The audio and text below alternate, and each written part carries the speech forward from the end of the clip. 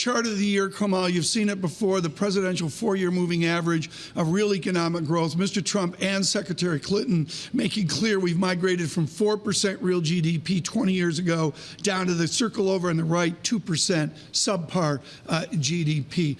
Is there any hope that Mr. Trump can goose the permanent level of GDP to 3% or even to his rhetoric of 4%? It is eventually going to be possible to put it to 3% plus in terms of growth rate, Tom.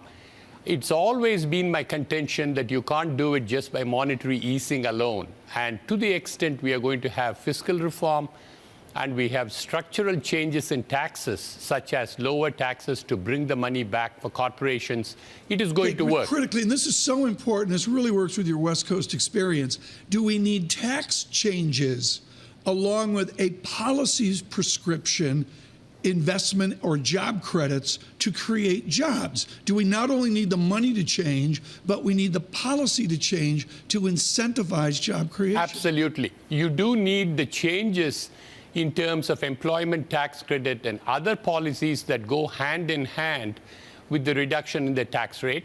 Fiscal stimulus would be a positive, but it is the important point, Tom, is that you're not going to reach a 3% growth immediately, not even in 2017 or the first part of 2018. It might take a while to get there. And the question is, does the new president and his team have the patience to do it? And the people who supported him and elected him, in terms of those who are suffering from a low income, not getting wage increases, are they prepared to wait for it? And if in the middle there are trade restrictions, that is not a structural reform. It's actually a structural setback. And that is going to set back growth expectations. So there are a whole lot of different positives and negatives in the mix as we look at the new administration. Right, but Sri, and actually going back to those trade deals, so let's say that there's Donald Trump and his team impose some kind of tariffs on China. I mean, China could retaliate either on doing something with the currencies, or they could actually say that they want to block foreign direct investment, and that must hurt directly U.S. growth. Absolutely.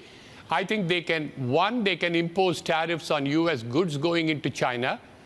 And U.S. is a big foreign direct investor in terms of our multinationals in the U.S. investing in China, Francine. And they, in turn, can be restricted in terms of what markets they are going to have, what they would be allowed to sell or to expand. And finally, you have China, which can execute its power on the political side as well. That is never to forget the issue about the South China Sea and the Chinese domination. Those issues have been dormant, and they can always restart those issues if they have problems on the economic or tariff side with President Trump. So China is a very powerful opponent to take on for the new president.